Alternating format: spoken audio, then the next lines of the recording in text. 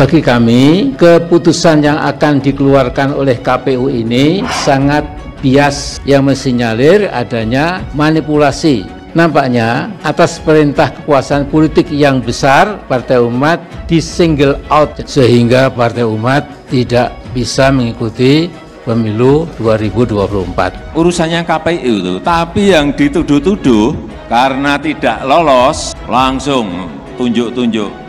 Itu istana ikut campur, kekuatan besar ikut campur, kekuatan besar intervensi. Ini kan total 100% urusannya KPU. Sejak kita mendeklarasikan Bung Anies Baswedan sebagai calon presiden kita, sekarang terserah. Bola ini ada di tangan Presiden Jokowi. Nah, kalau memang sungguh-sungguh Presiden Joko Widodo yang menyatakan Jokowi itu pada Nasdem, Jokowi itu tidak suka pada Nasdem, selamat tinggal Nasdem, saya tidak butuh Anda. Kalau itu yang dikatakan oleh Presiden Joko Widodo, kalau ada yang gagal koalisi nanti yang dituduh istana lagi, itu ini istana. Tapi yang paling enak itu memang mengkambing hitamkan, menuduh Presiden, istana, Jokowi paling enak itu. Paling mudah dan paling enak. Mengapa saya harus turun gunung menghadapi pemilihan umum 2024 mendatang? Konon akan diatur dalam pemilihan presiden nanti yang hanya diinginkan oleh mereka dua pasangan capres dan cawapres saja yang dikehendaki oleh mereka. Hati-hati nanti, karena ini yang pengen ikut pilpres kan banyak. Padahal calonnya nggak tahu nanti bisa 4 pasang, 3 pasang, atau 2 pasang, nggak ngerti kita. Ya kalau hanya 2 pasang berarti yang lain kan nggak bisa ikut. Atau 3 pasang yang lain kan nggak bisa ikut. Tuduh lagi, presiden itu ikut-ikutan, istana ikut-ikutan, kekuatan besar ikut-ikutan. Lah urusannya apa dengan saya? Itu enaknya jadi presiden. makanya ingin dicari Nasdem adalah yang terbaik daripada yang baik-baik. Kenapa Anies Baswedan? Jawabannya adalah why not the best? Saya meminta saudara untuk mengawal pencalonan Partai Nasdem terhadap saudara Anies Baswedan. Bang Surya Paloh, kami terima, kami siap jalan bersama. Inilah kenapa akhirnya Nasdem melihat seorang sosok Anies Rashid Baswedan. Ada lagi nanti mungkin untuk pilpres nanti bisa seperti itu lagi. Ada orang atau tokoh yang ingin sekali dapat kendaraan supaya bisa mencalonkan, ternyata tidak bisa. Tuduh lagi, presiden itu ikut-ikutan, istana ikut-ikutan, kekuatan besar ikut-ikutan. Lah urusannya apa dengan saya? Ini bangsa model apa seperti ini? Tingkat diskursus politik yang paling picisan di negeri ini. Hubungan rangkulan tali silaturahmi pun dimaknai dengan berbagai macam tafsir dan kecurigaan. Jangan juga nanti ada partai yang pengennya koalisi dengan sana, nggak bisa masuk ke sana. Ada, nanti pasti ada seperti itu. Langsung tunjuk-tunjuk. Itu istana ikut campur, kekuatan besar ikut campur, kekuatan besar intervensi.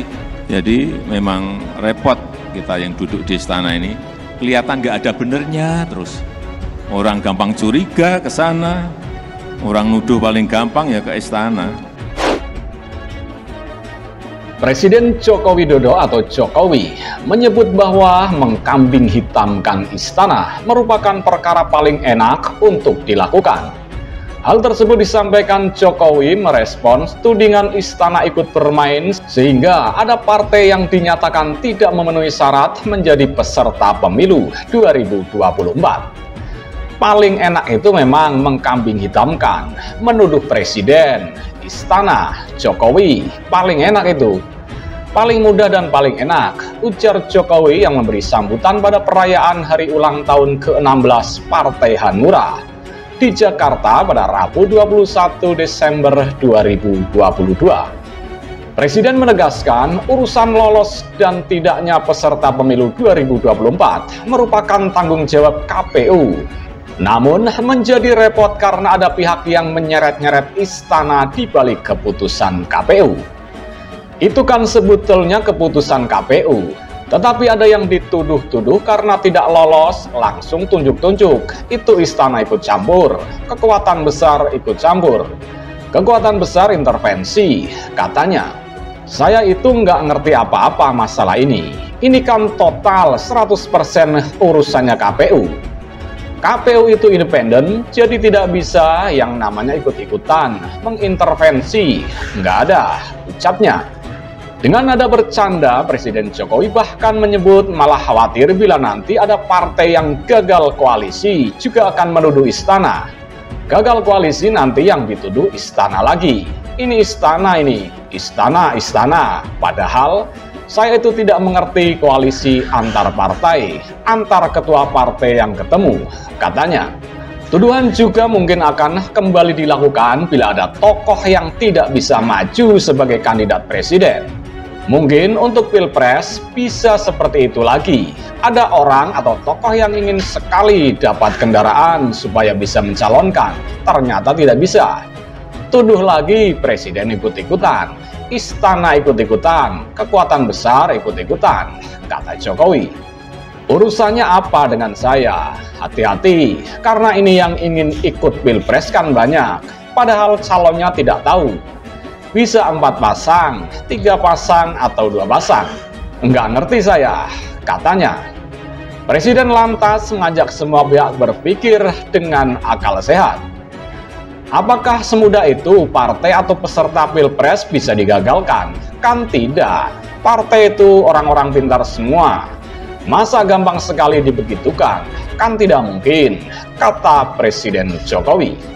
Diketahui sebelumnya, Ketua Majelis Syuro Partai Umat Amin Rais menduga ada kekuatan besar yang bermain sehingga partainya tidak lolos menjadi peserta pemilu 2024. Tampaknya atas perintah kekuatan besar, Partai Umat disingkirkan single out atau satu-satunya yang disingkirkan sehingga Partai Umat tidak bisa ikut pemilu 2024, ungkap Amin Rais. KPU pada 14 Desember lalu telah menetapkan 17 parpol lolos menjadi peserta pemilu 2024 dan satu lainnya, yakni Partai Umat, dinyatakan tidak memenuhi syarat. Namun dari mediasi yang digelar secara tertutup selama 2 hari, sejak Senin lalu disepakati Partai Umat akan menjalani tahapan verifikasi faktual ulang mulai Rabu 21 Desember 2022. Sementara itu, elit Partai Demokrat Kamhar Lukmani menuding Presiden Joko Widodo atau Jokowi cuci tangan dengan pernyataannya yang khawatir istana disalahkan jika ada partai gagal berkoalisi. Staf khusus Mensesnek Valdo Maldini heran dengan tudingan itu. Buruk muka cermin dibelah, nggak bisa menari lantai yang disalahkan. Memang gampang menyalahkan presiden. Semuanya salah presiden, mudah bikin narasi begitu, kata Valdo pada wartawan pada Kamis 22 Desember 2022. Valdo mengatakan tidak ada yang salah dengan pernyataan Jokowi. Presiden, tegasnya, tidak bertanggung jawab atas gagalnya pembentukan koalisi. Menurut Valdo, belum terrealisasinya sebuah koalisi seharusnya ditanyakan kepada bakal kandidat calon presiden atau capres mereka beserta pimpinan partai politiknya. Kalau mau tahu kenapa koalisi belum terbentuk, seharusnya tanya bakal kandidat ini. Serius mau maju atau tidak? Kenapa mereka tidak berhasil? Tidak ada tanggung jawab presiden. Itu wewenang partai mengusulkan capres. Kalau bos parpol berhasil diyakinkan ya tinggal daftar, tuturnya. Untuk koalisi perubahan, Valdo menilai keseriusan Anies Baswedan untuk meyakinkan calon partai koalisi belum nampak. Hal itu dilihatnya dari belum adanya kesepakatan soal nama yang akan mendampingi Anies. Saya kira capres belum serius meyakinkan partai. Saya lihat spanduk Mas Anies, misalnya ada yang wakilnya Pak Agus, ada yang wakilnya Pak Aher, ada juga yang Pak Saihu. Semua ngerasa cocok, bos parpol belum sepakat. Itu sumber masalahnya, pungkas Valdo. Sementara itu, Sekjen Partai Demokrat Janssen Sitindon mengapresiasi Partai Nasdem yang telah mendeklarasikan dukungan terhadap Anies Baswedan menjadi calon presiden atau capres. Demokrat yang tergabung dalam koalisi perubahan dengan Nasdem dan PKS memberi tantangan buat Anies untuk menjembatani deklarasi koalisi pendukungnya. Dalam beberapa kesempatan, aku ditanya kapan deklarasi Demokrat, kapan PKS deklarasi Anies.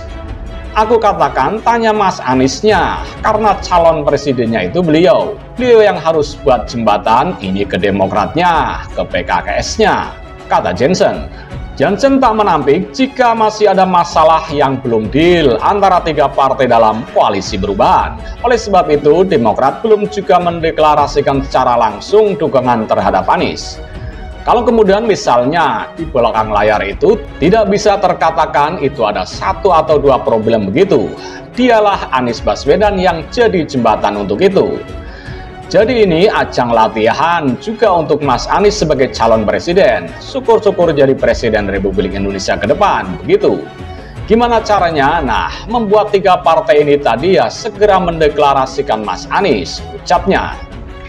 Lebih lanjut, Janssen menjawab pertanyaan jika nanti Anies memilih cawapresnya dari PKS, bukan Ketum Partai Demokrat Agus Harimurti Yudhoyono. Dia meminta Anies menjelaskan dasarnya secara gamblang. Sama seperti ada anak gadis, sudah dekat dengan kau, kemudian kau tolak. Kau sampaikan dasarnya ke orang tuanya, ke kita. Kenapa? Harus ada penjelasannya, jangan ghosting, ujarnya. Ini kan politik, jangan politik yang banyak kepentingan, yang minim kepentingan dalam keluarga saja. Kalau kita buat keputusan, kita sampaikan ke orang tua kita. Jadi rumusnya soal komunikasi. Jadi besok-besok kalian jurnalis jangan hanya tanya ke partai, tanya juga ke kandidatnya, yaitu Anies Baswedan, pungkas Janssen.